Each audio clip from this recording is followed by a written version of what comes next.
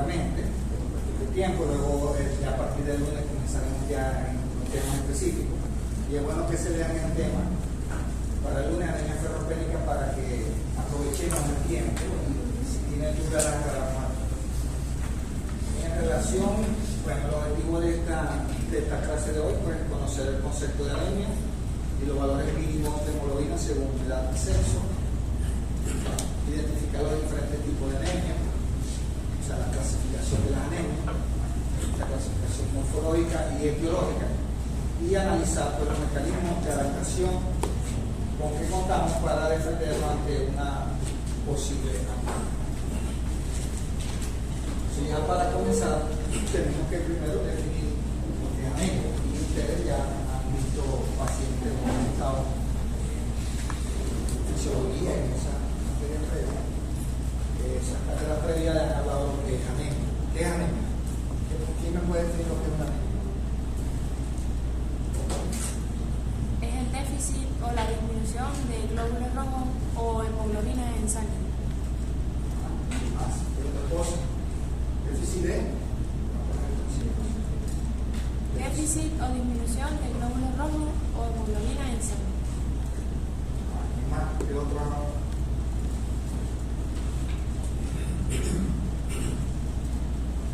¿Qué más? ¿Qué otra cosa? Es la, o sea, como otra definición, pero muy similar, es como la disminución de la masa de glóbulos rojos por debajo del índice de los valores normales. Puede ser una alteración tanto cuantitativa como cualitativa, puede ser de la masa microscópica. Cualitativa, no sé. En caso de talasemia, por ejemplo, en caso de déficit de hemoglobina. Sí, pero ya estaríamos entrando ya en la clasificación etiológica. Y otra cosa, si lo ocurre.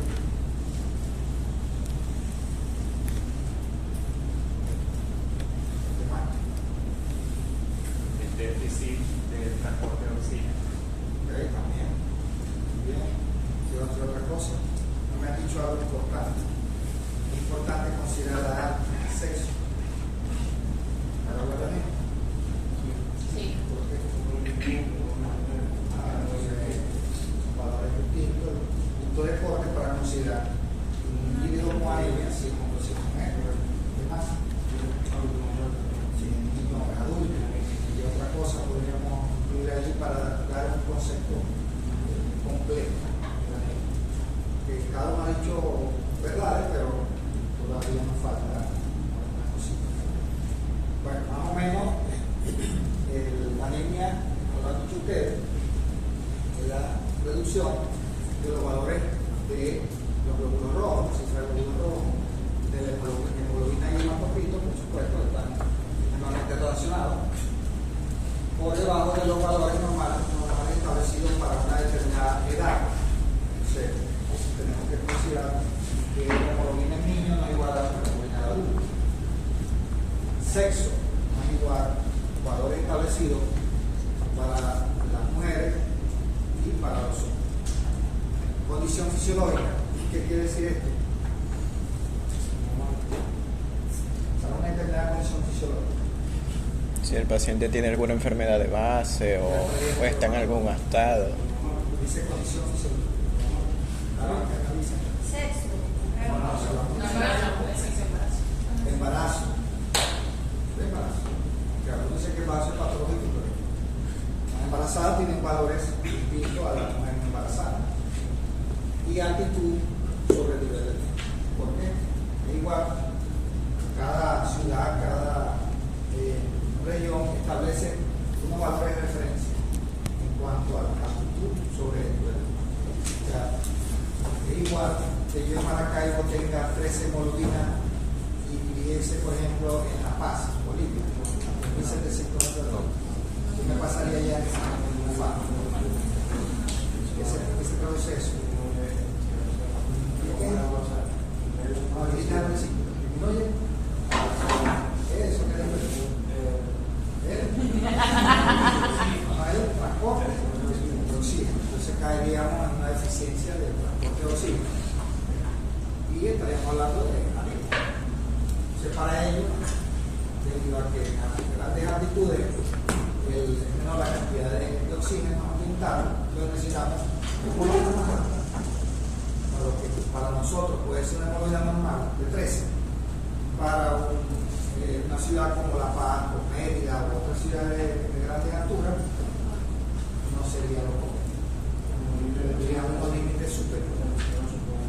Pues, a eso se refiere altitud sobre el nivel del mar. Este es el concepto más completo de anemia. Deben considerar todos esos aspectos cuando se va a definir una anemia. Considerar la edad, el sexo, la condición fisiológica en cuanto a si es una mujer embarazada o no, y si vivimos a nivel del mar, 0 metros, como en el caso de Maracaibo, o si viviésemos a 3.000, 4.000 metros. No es lo mismo. Entonces, eso significa que cada región debe establecer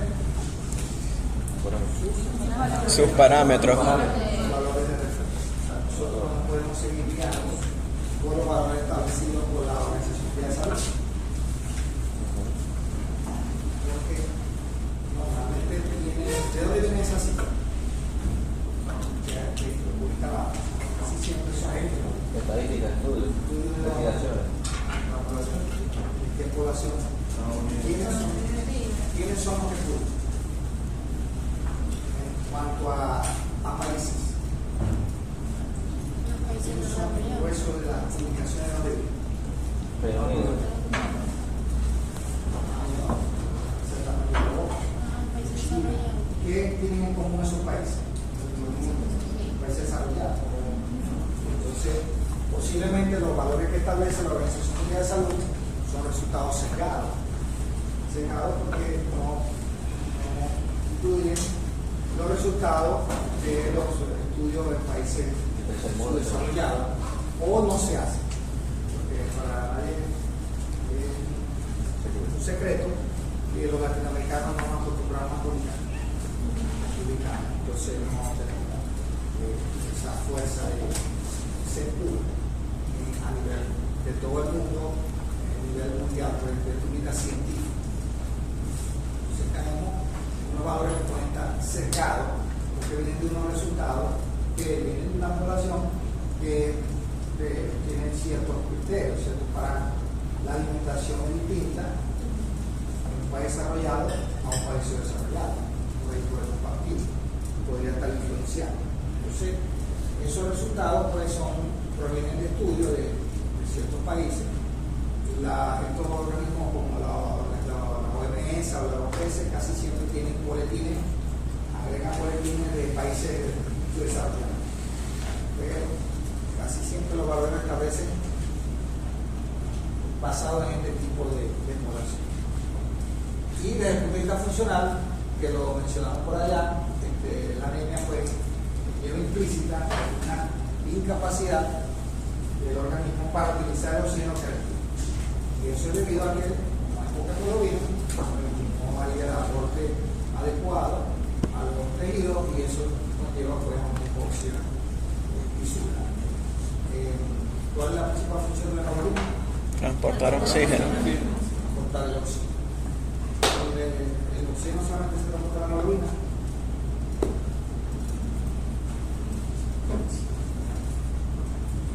Se puede transportar más sangre. El oxígeno se puede transportar libre en la sangre, pero es mínimo la concentración, la capacidad de transportar es menos del 1 o 2% aproximadamente el transporte de oxígeno que da la hemoglobina. Por lo tanto, el transporte más eficiente es dado por la hemoglobina.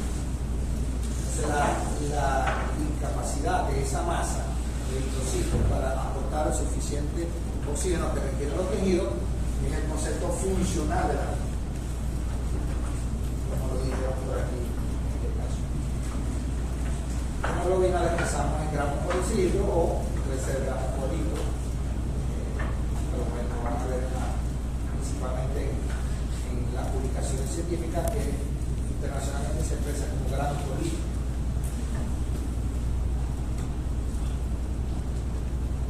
Ahora, ¿cómo está compuesta la sangre? cuenta la sangre. Plasma, eritrocitos y elementos formes de la sangre.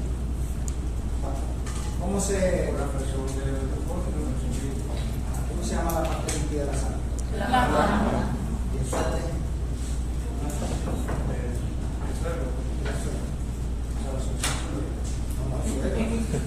No suero, puedo sacar el suero de la sangre. El suero. Eso es el plasma sin la proteína.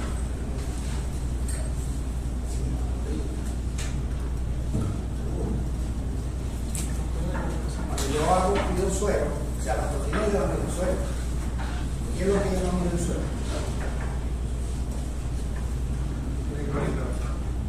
¿Cuál? Pido suero. Casi todo lo mismo es suero. No, suero la parte líquida de la sangre es blanca, en condiciones fisiológicas o en vivo, vamos a decir así. Pero in vitro pueden sacar suero también, plasma y suero. El suero es cuando tomamos el tubo sin anticoagulante. Y si no tiene anticoagulante, ¿qué pasa? Se coagula. ¿Sí? Coagula. Coagula. Y si se coagula, ¿qué no va a haber ahí? Plaqueta. Ajá. ¿Qué se consume? Los factores de coagulación. El suero no tiene factores de coagulación. Entonces, el plasma lo tomamos con anticoagulante, por lo tanto va a tener todos los componentes de la sangre. Esa es la diferencia entre plasma y suero. Entonces, nosotros tenemos una parte líquida, que es el suero, y una parte celular, que son los diferentes componentes de la sangre, que son los glóbulos rojos, los glóbulos blancos y las plaquetas.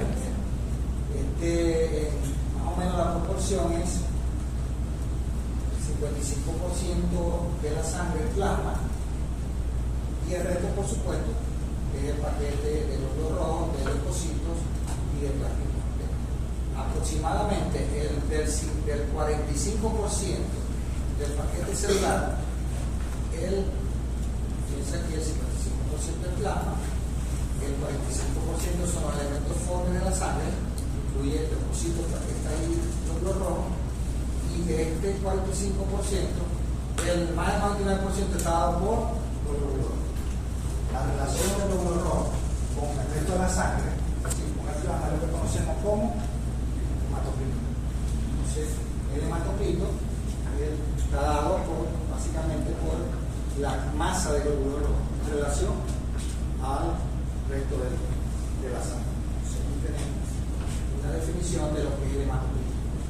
Por supuesto, la relación entre el volumen de eritrocitos y el volumen total de sangre expresado en porcentaje. Depende, por supuesto, de la concentración de hemoglobina y está íntimamente relacionado, pues, aunque puede haber factores que lo modifiquen, como la concentración de plasma. Es decir, si yo tengo más plasma, ¿qué pasa con el hematocrito?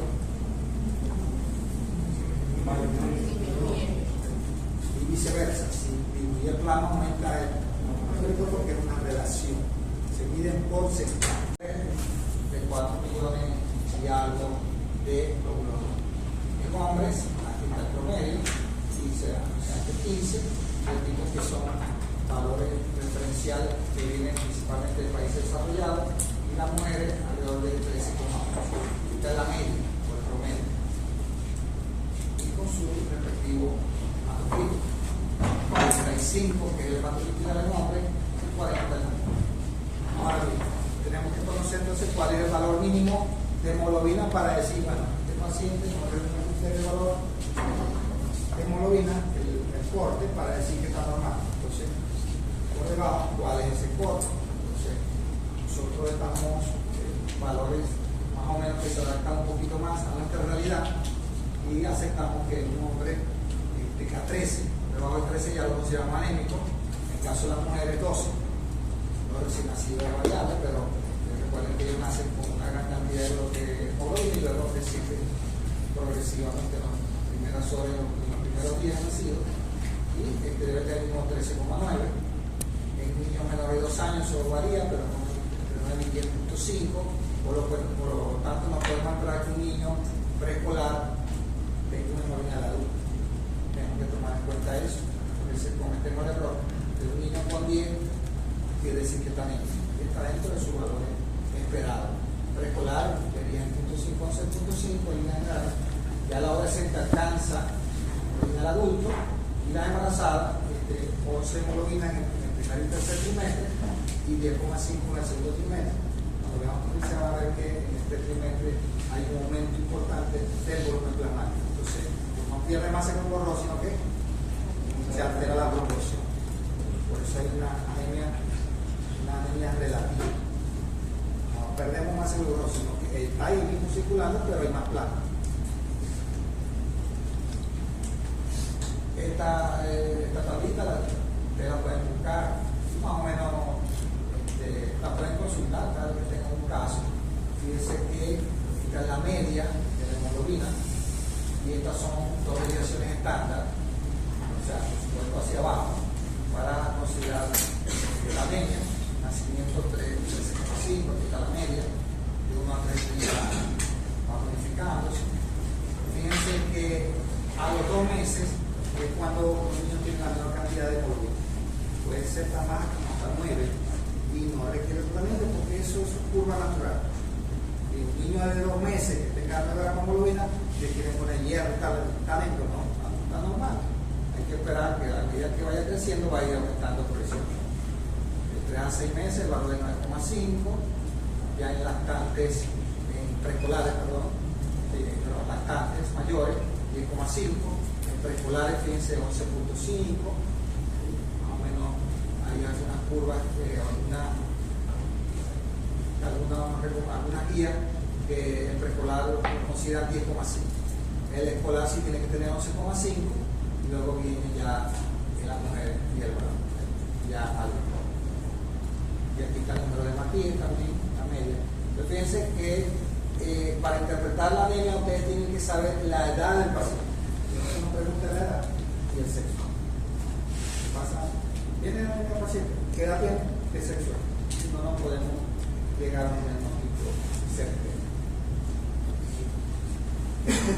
Winthrop en el año 1930, por allá, uno de los padres de la hematología, se puso a sacar una fórmula ahí y creó 3 índices que son muy importantes que ustedes tienen que manejarlo, que son los llamados índices magnimétricos de Winthrop, que nos permiten clasificar las anemias. Esto tienen que manejar ustedes, práctico, les va a orientar cuando vayan a evaluar una hematología completa, pueden orientar, no diagnosticar, orientar el caso, así que tipo de anemia sea y la probable causa. En este caso, los 3 índices son el volumen corpuscular medio, que es la abreviatura son BCM, volumen corpuscular medio, o BCM, que es el volumen promedio de los eritrocitos. Volumen en cuanto a tamaño del glóbulo rojo. Entonces, los glóbulos rojos tienen un tamaño X, más de cierto rango, de cierto límite inferior al límite superior. Y aquí está la fórmula, que aparece la fórmula. Lo que se tiene que saber cuál es más o menos el valor normal del BCM.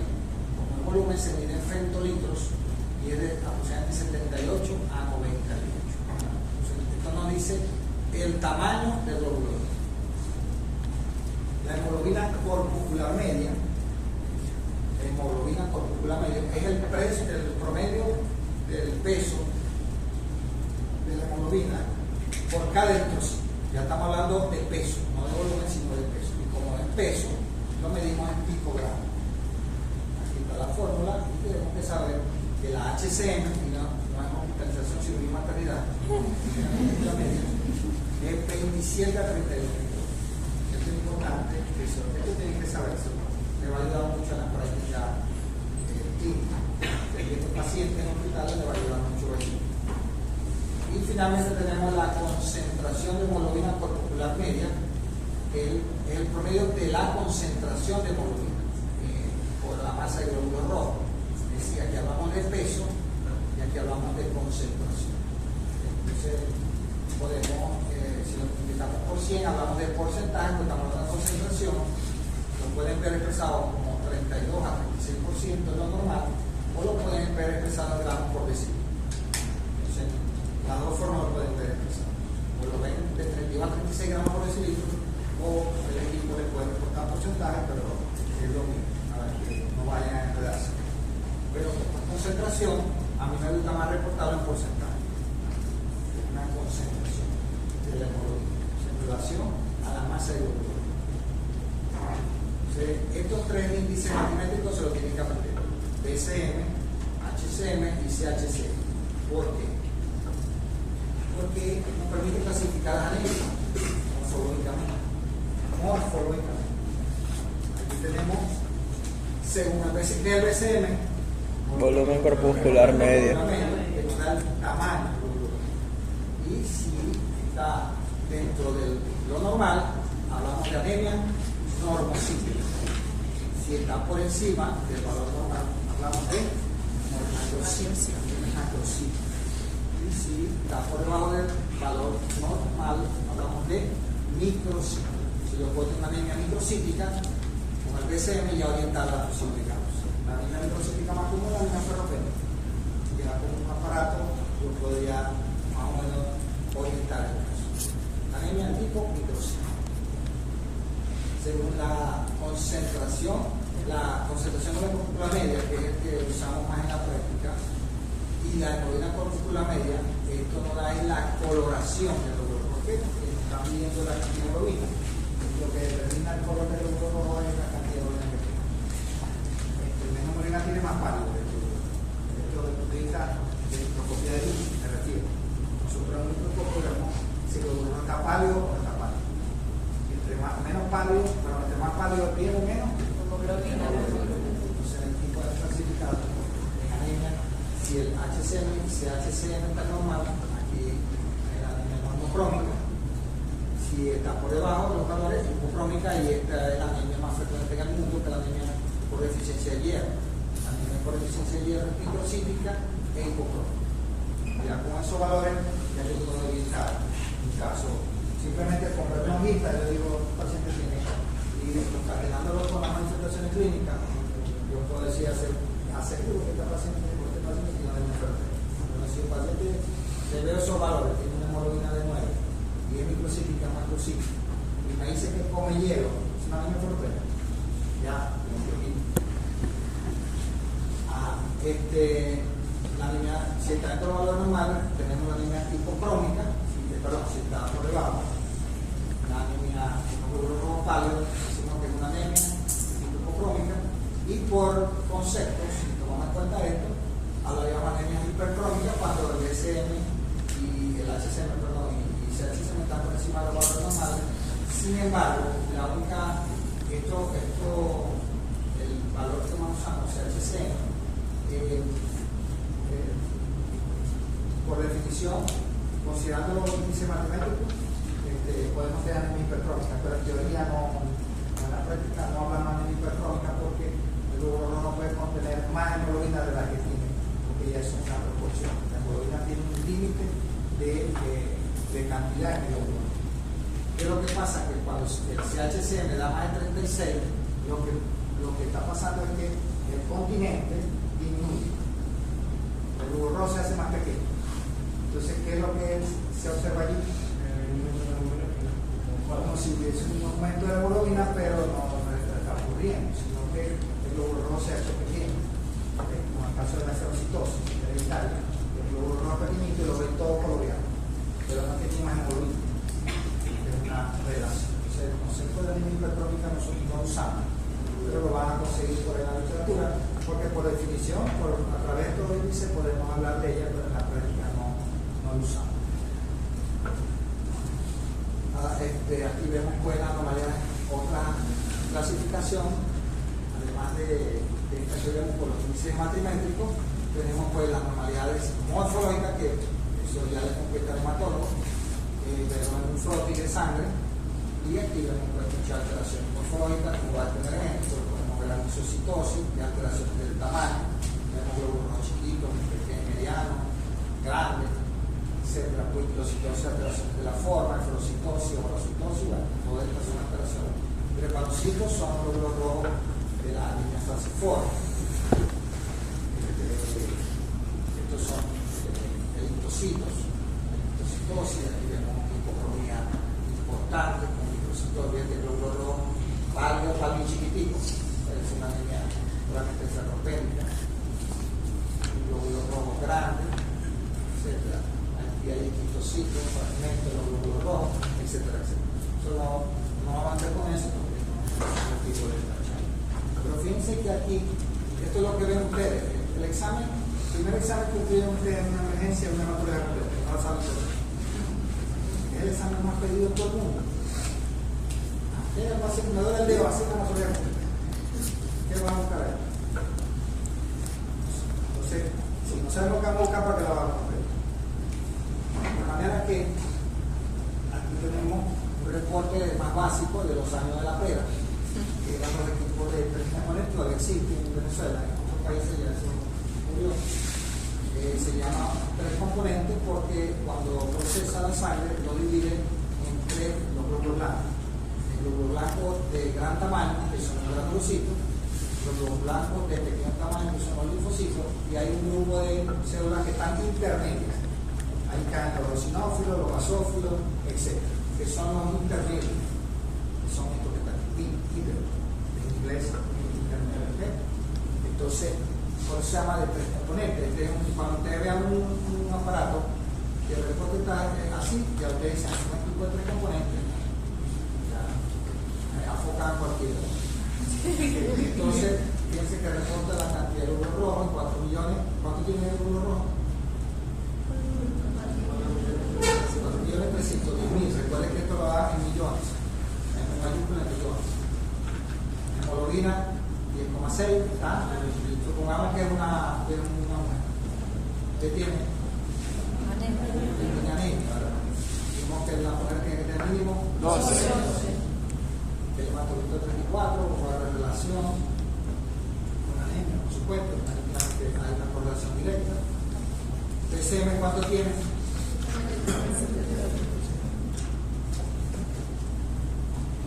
¿Cómo está el ITEM?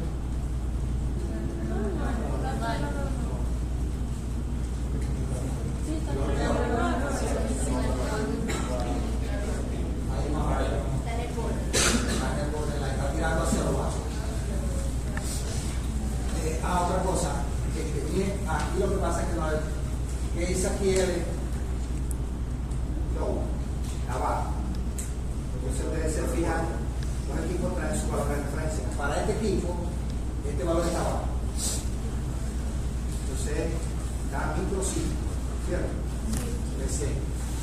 Recuerden que PC no puede clasificar. Piensa que aquí de una vez le da la alarma, ¿no? Bajo, y está.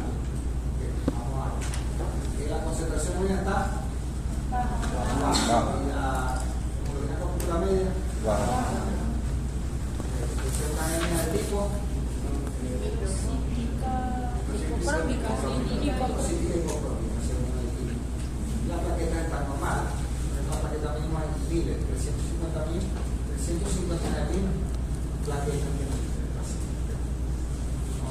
No nos midió con el plaquetario medio y el equipo el llamado histograma, que aquí más o menos lo ve como es la curva de la distribución de los glóbulos. Lo que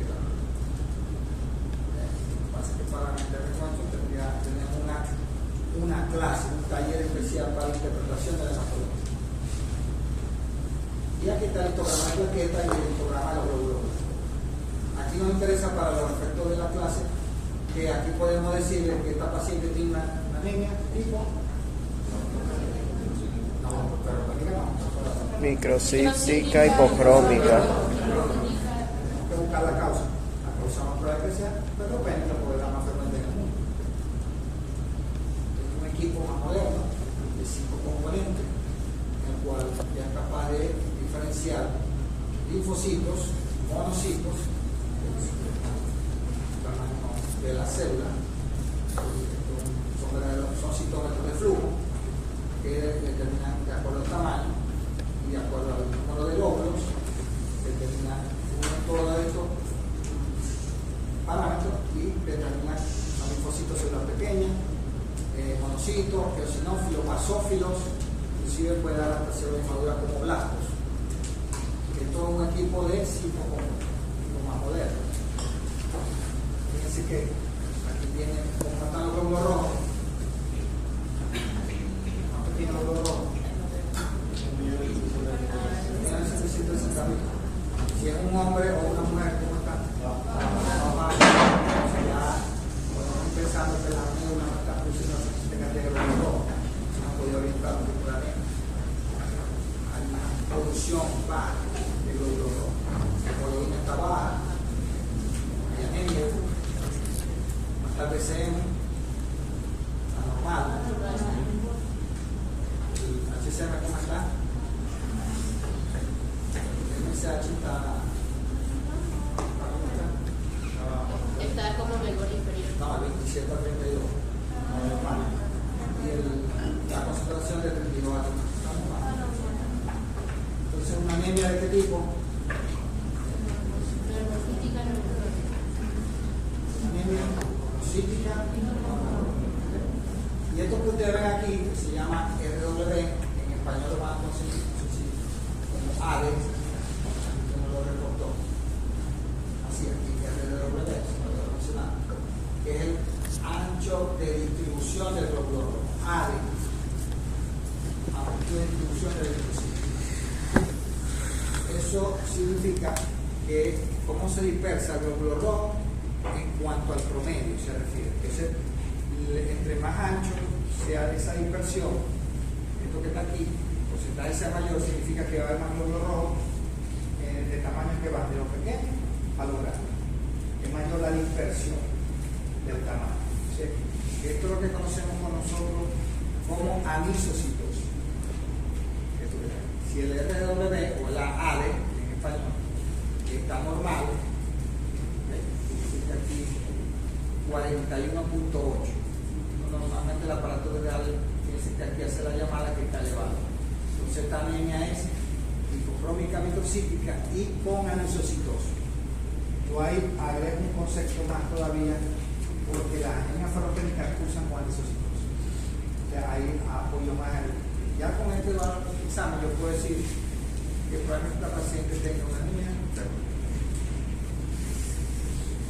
y esto es una anemia no homocítica, no homocrómica, tendríamos que buscar la causa. También tendríamos que ver el RW está alrededor de menor está entre 15 más o menos 1.8, 1.2.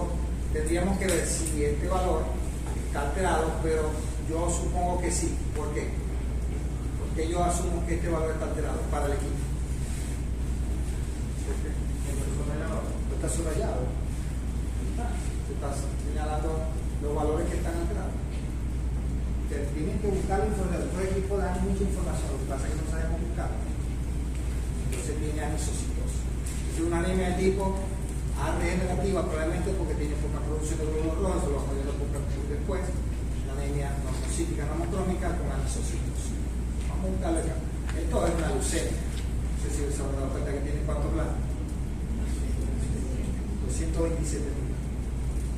Pero bueno, es una leucemia linfoide, porque ¿cuánto tiene el linfocito? 190.000 linfocitos de los 227. Esta es una leucemia linfoide crónica. Entonces, ahora tenemos la clasificación etiológica. Ya vimos la clasificación morfológica, vamos a ver la clasificación etiológica.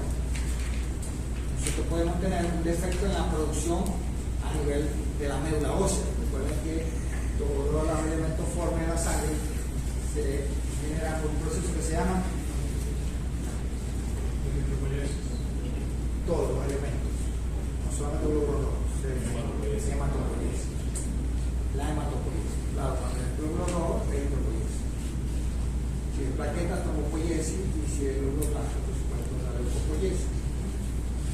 Entonces, cuando hay producción a nivel de la médula ósea, entonces la clasificamos por deficiencia de los factores necesarios para la eritropoiesis, que es la anemia megaloblástica, que vamos a ver después, que es por deficiencia de ácido fólico y vitamina B2. Respecto a las células madre medulares, o sea que ya la célula troncal, la célula stem cell o la célula madre medular está defectuosa, hay disminución de la cantidad y hablamos de anemia hipoplásica o aplásica. Por defecto de la síntesis de hemoglobina, allí tenemos el grupo de las deficientes del grupo del hemo, del grupo hemo. Recuerden que ustedes vieron la síntesis de hemoglobina, ¿la vieron? Fisiología, ¿no la vieron?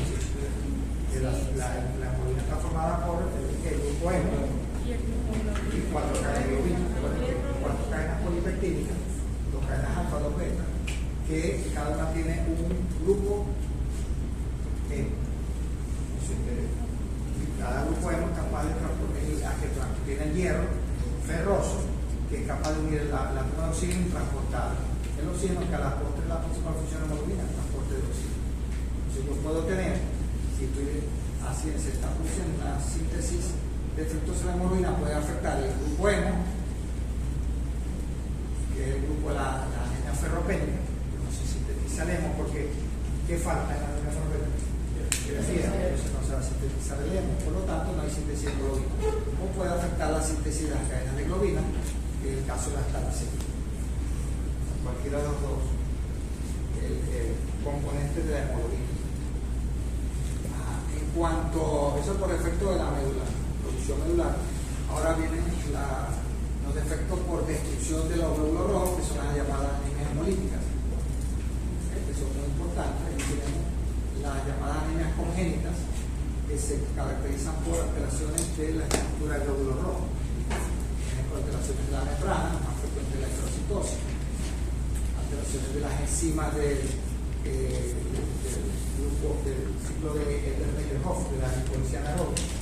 Recuerden que el glóbulo rojo para la generación de ATP o de generación de energía solamente tiene la vía anaeróbica.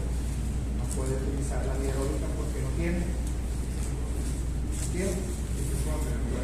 Entonces utiliza la única vía, la vía de la lipolicía anaeróbica, que es la vía de Edermeyer-Hoff, y allí pues, hay una serie de enzimas, aparte del ciclo de Edermeyer-Hoff, hay otros, de la lactosa, bueno, eso saben ustedes más que yo, ¿recuerdan? Para donde hay una enzima muy importante, la deficiencia de glucosa 6-fosfato deshidrogenasa, y cursando la deficiencia de estas enzimas, de TECH1, y la deficiencia del ciclo de Edermeyer-Hoff, la piruvatinasa, la leucocinasa, entre otras, producen anemia hemolítica. Y las hemoglobinopatías por efecto de algún aminoácido de la cadena de globina. Ahí tenemos pues la anemia drepanocítica falciforme, que es la más frecuente dentro de este grupo, que es la hemoglobinopatía S, que tenemos en Venezuela en una gran cantidad de casos.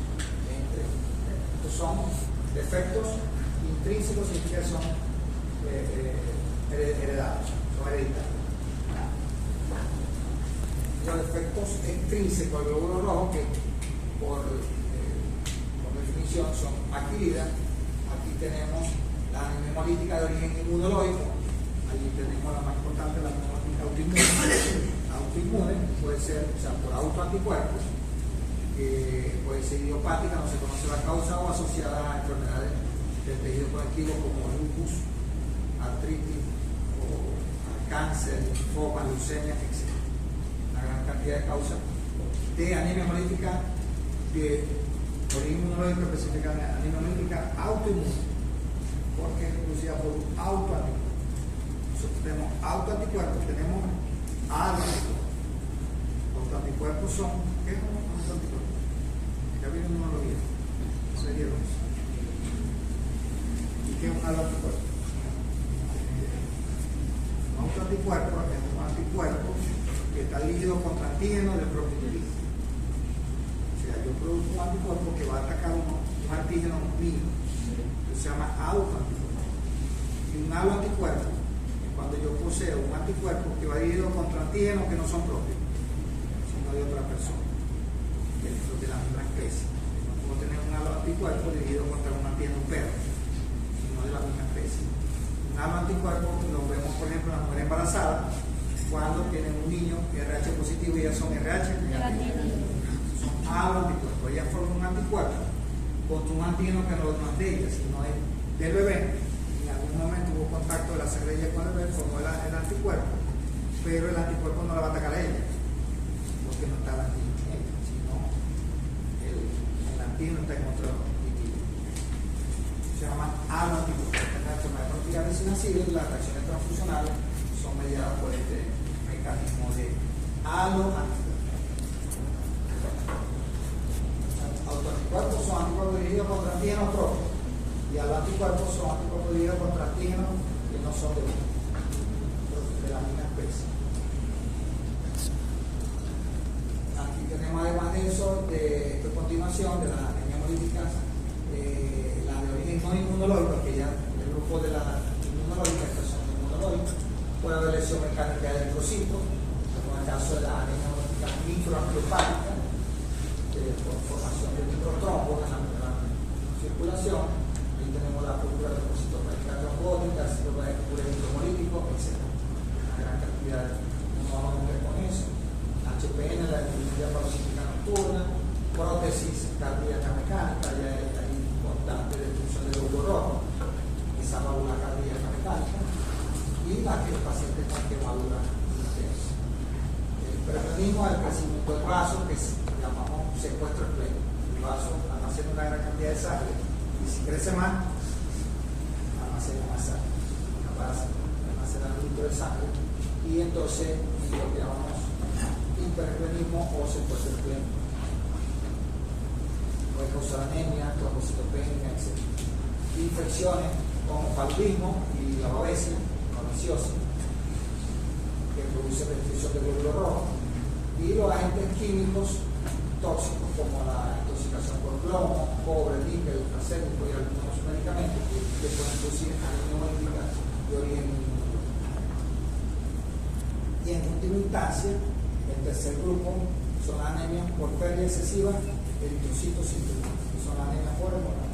Y tenemos tres grandes grupos. ¿Cuáles son los tres grandes grupos? O sea, cuando ustedes se enfrentan a un paciente con anemia, ¿qué es lo que tienen que llevar a la cabeza? Para buscar la cosa. ¿Por qué? Porque creo que pasamos los. ¿Cuál es la producción? Porque es importante eso, porque aquí no está dentro de la clasificación, pero tenemos la anemia también por infiltración medular. Puede tener un cáncer, un cáncer de cualquier próstata, y hacer una infiltración medulosa. Entonces también están las llamadas metástasis, que afectan la producción medular. Entonces, ahí en ese grupo no se incluye aquí, pero para que lo tengan en cuenta. O sea, sigue siendo defecto de la producción medular, lo va a afectar a su mano. Por infiltración. Entonces, cuando abordo un paciente con anemia, yo lo primero que tengo que preguntarme es qué está pasando la mierda, es por defecto de la producción medular. Ya conocer la causa, tengo que buscar o hacer un estudio pertinente para llegar a la causa. O, si no está en un defecto de la medular, ¿qué puede estar pasando? La destrucción de los eritrocitos. Está dentro de la anemia, o puede ser hemólisis, hemolizante. Entonces busco la causa. ¿Es autoinmune? O sea, asociada al efecto inmunológico, o no es inmunológica. Si es inmunológica, entonces busco si el paciente está asociado a un grupo hematoso, etcétera, etcétera. Le hago un directo para ver si tiene anticuerpos dirigidos contra el glóbulo rojo. Si tiene un directo positivo, es una anemia hemoglobina, ya está listo. O no son por el efecto inmunológico, sino que resulta que el paciente tiene una prótesis valvular mecánica, una prótesis cardíaca. Si esa es la causa de tenemos que considerar. O simplemente el paciente viajó a un foco endémico y llega con ictericia, con anemia severa, y resulta que tiene un paludismo. Se está dentro del grupo de la anemia hemolítica, pero no inmune. Y en última instancia, si está sangrando, yo lo que tengo que preguntar al paciente, siempre, la primera pregunta que le hacemos a la mujer es que si tiene sangre, si tiene ¿cuánto le dura? Si le dura 10 10 días, 5 días, o si son 5 días, los 5 días hemorrágicos. Y si es hombre, ¿qué le preguntan? El teléfono, se le preguntó. ¿Qué le preguntan? ¿Qué se pregunta? Si ha tenido hemorragia digestiva, Sí, vómitos, por diarrea. evacuaciones, gastrointestinal. Esa es la principal causa. Mujeres, menstruación. Y hombres, gastrointestinal. A veces hay hemorragia oculta, entonces le pedimos la sangre oculta. Y esa es la causa. Como si te dicen, no, doctor, yo creo que voy al baño, me evacuo con sangre, ahí va a pasar. A mí me ha costado. Es facilito abordar la niña, pero tenemos que conocer más o menos cuáles son los 3 grandes grupos y ahí vamos a orientar la causa. Luego vienen los exámenes pertinentes para ya darle definitivamente el apellido a la Recuerden que muchos de estos exámenes son costosos y nos vamos a poner como locos a llenar un recinto así de examen si no sé porque lo va a pedir o que voy a buscar. Es importante, no se vuelvan locos pidiendo examen. Cuando uno pide un examen, tiene que estar claro lo que está buscando. Las niñas también se pueden clasificar de acuerdo al valor. Te han hablado te han escuchado anemia leve, parada, severa. ¿Han escuchado eso? Normalmente facilito. Por debajo de 7 ceros. Ya. Que tenga 6 y pico o menos, 6.9, hacia abajo es 0. Tiene 4 de severa, tiene 5 de severa. Y tiene 1 de severa, y no tiene hemoglobina, está muerto. Y la moderada, la leve, hay un poquito de divergencia. Algunos consideran, para mí, o sea, este esquemita es bueno. O sea, yo considero una anemia moderada de 7 a 9 aproximadamente. Y de 9 a 11 o hasta el valor normal, la anemia leve. Ahí, fíjense que aquí en este punto de corte habla de 7 hasta la moderada de 7 a 9 puntos. Entonces la leve sería de 10 hasta el rango que nosotros tenemos estudiando. Si es hombre hasta 11.9 y si es mujer hasta 10 sobre 2. Por eso es que no hay un consenso, la OMS establece inclusive la clasifica por grados. Fíjense que para ellos 13 es anemia. Grado 2 de 9 a 8, 9 hasta 8, grado 3 de 7 a 6 y grado 4 menos de 6. Nosotros no usamos esta clasificación, usamos anemia leve, moderada y severa. De aquí, desde el punto de vista clínico, ¿cuál es lo importante? ¿Qué nos interesa hacer la distinción de la anemia? ¿Cuál nos interesa? Nos interesan todas, pero ¿cuál es la más importante? La severa, porque normalmente puede poner en peligro la vida del paciente. Anemia leve, la chance de estudiarla, calmarla, etc. Pero importante siempre ponerle el ojo a la anemia severa cuando está por debajo de 7 y decidir si el paciente puede esperar a dar el tratamiento específico si lo hubiese o otra cosa dependiendo de la sintomatología clínica del paciente y de la causa. Fíjense que aquí en general la anemia leve es asintomática. Ustedes ven los pacientes que la mayoría llegan a la consulta con una hemoglobina de 9 y es porque se hizo una laboratorio. No me hice no, para ver cómo estaba y saqué la anemia. No tenía ningún síntoma. O por lo menos ella no lo notó, o el paciente no lo notó. La anemia moderada puede tener sintomatología más o menos allí, taquicardia, debilidad, mareo, que vamos a ver ahora. Y la anemia severa sí por general se acompaña de sintomatología importante, por debajo de 7 gramos por decir. Inclusive en este esquemita hay un error, 1 miligramo, pero hablamos por decir. ¿Cuáles son las manifestaciones clínicas? Cuando el paciente consulta por debilidad generalizada, quizás es el principal motivo de consulta. Me siento débil, quiero hacer ejercicio, no tengo mucho sueño, no quiero estudiar, etcétera, etcétera. No tengo técnica. Y y algunos se quejan de mareo. La manifestación cardiovascular, pues la taquicardia normalmente ocurre cuando la hemoglobina está por debajo de 7. No quiere decir que una persona que tenga 10 no pueda tener taquicardia, porque los síntomas no dependen solamente del valor de hemoglobina, sino de la velocidad de instalación de la misma. Puede tener 15 gramos de hemoglobina a un hombre y le cae de un día para otro a 10 y ese paciente se puede estar ahogando porque tenía 15. De un día para otro le bajó a 10 y el cuerpo no le dio chance de adaptarse. Pero si tú tienes un paciente que tiene 7 gramos de hemoglobina pero viene con la anemia instalándose desde hace meses o años, el cuerpo se va a adaptar. Entonces ese paciente con 7 no tiene nada, hasta puede estar en el gimnasio, no tiene nada, no siente nada, pero el de 10 se está ahogando.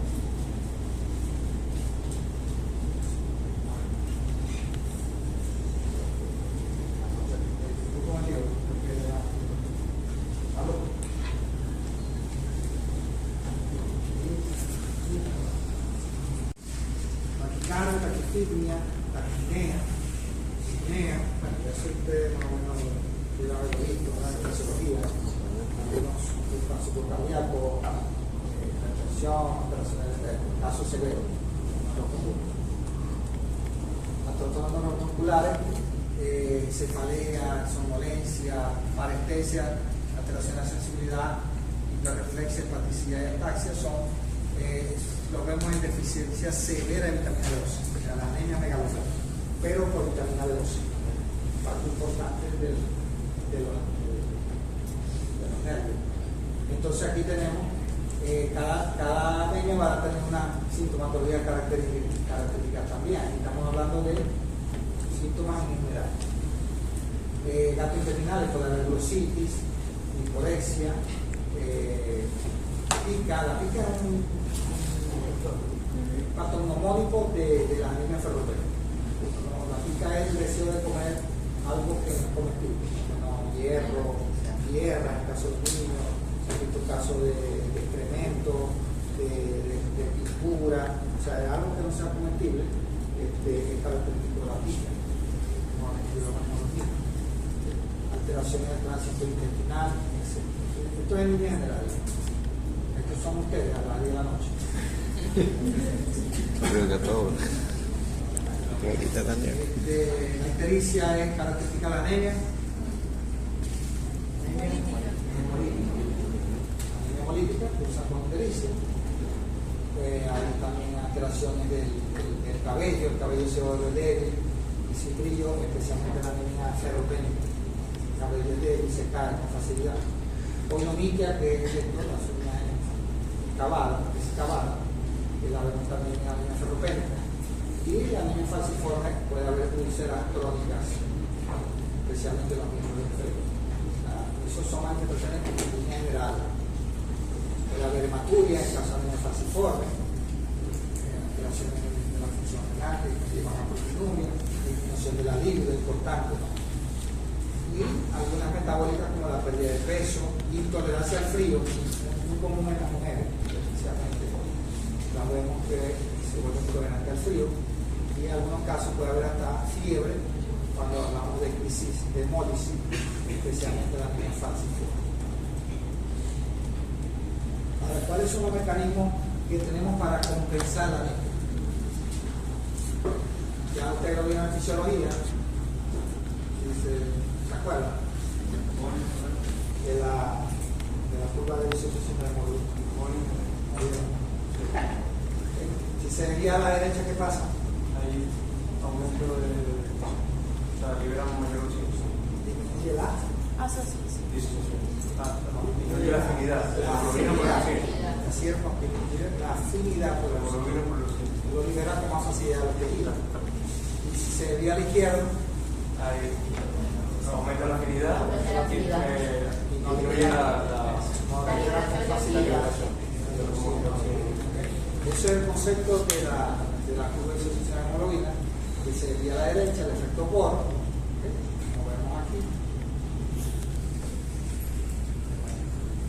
Bohr, los factores que desvían la curva de disociación de la hemoglobina hacia la derecha, aumentando la P50, la P50 saturación de hemoglobina, la saturación, el valor de saturación de oxígeno, perdón, el valor de oxígeno a la cual está saturado el 50% de hemoglobina. ¿Cuánto es a nivel del mar? Es 50. Es 27 minutos de mercurio. A nivel del mar, cuando estamos a una presión de 27 minutos de mercurio, tenemos el 50% de la hemoglobina saturada. Eso es lo que significa la presión. Cuando se desvía a la derecha, la P50 se desvía hacia acá, luego se desvía a la derecha, entonces se requiere menos caída de oxígeno a los tejidos para liberar la misma cantidad de oxígeno.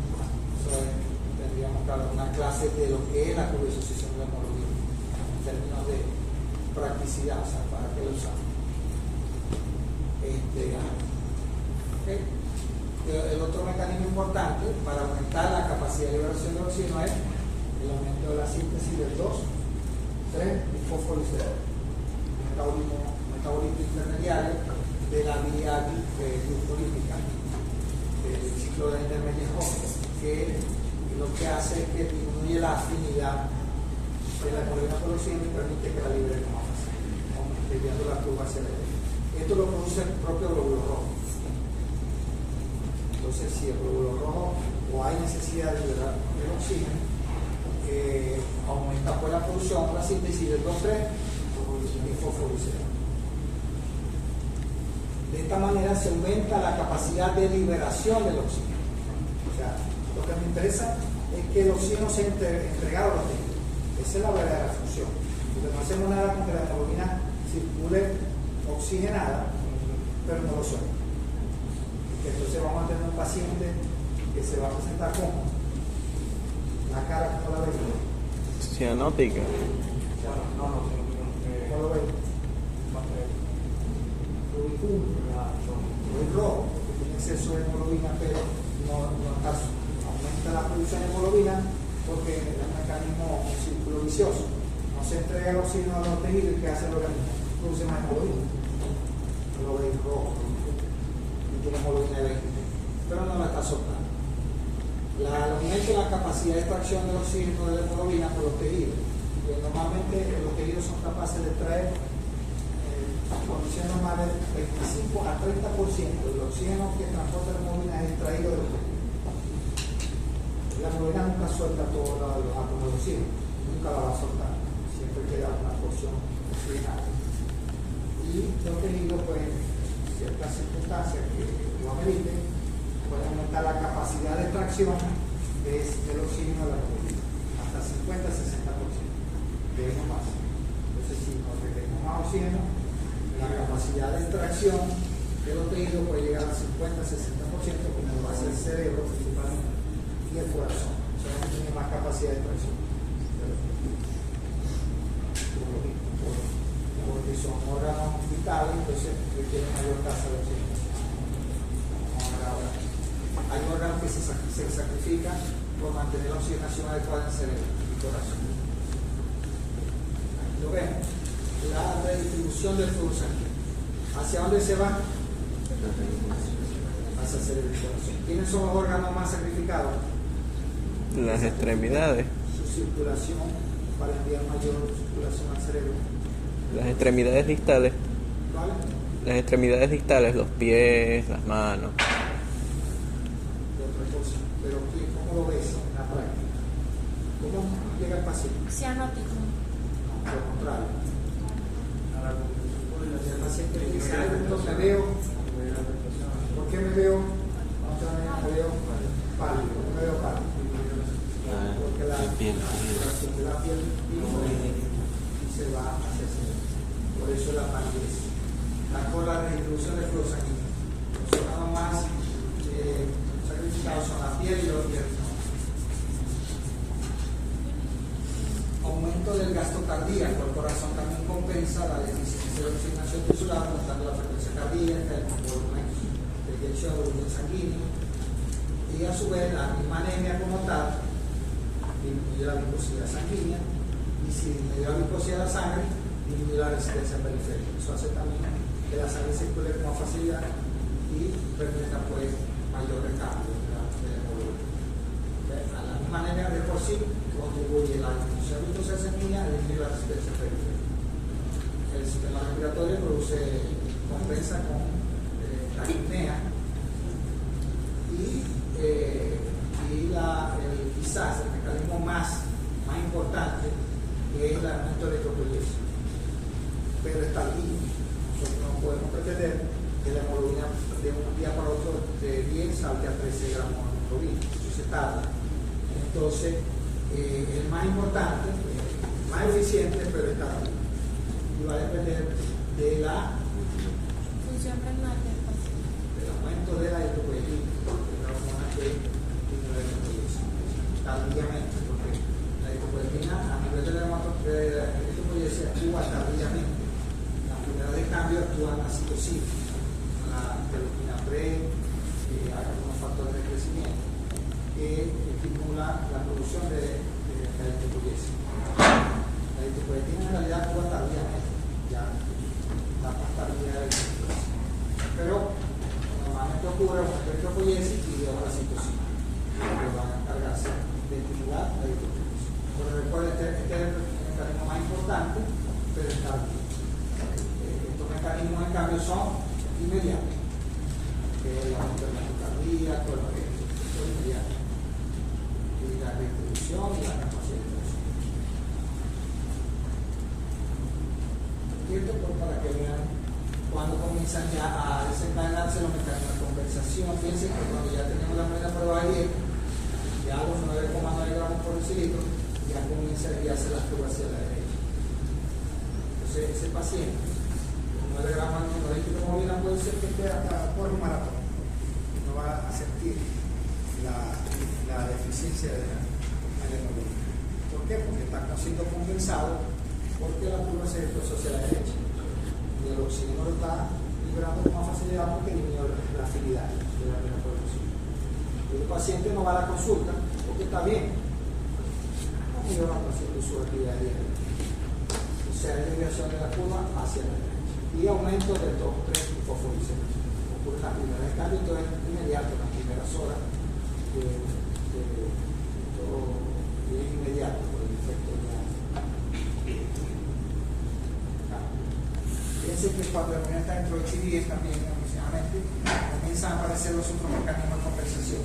Disminuye la glucosidad sanguínea, aumenta la contractilidad cardíaca, la frecuencia cardíaca, aumenta la frecuencia respiratoria, disminuye la resistencia periférica, por supuesto, si disminuye la glucosidad, disminuye la resistencia periférica, aumenta el gasto cardíaco, que ocurre la redistribución del flujo sanguíneo.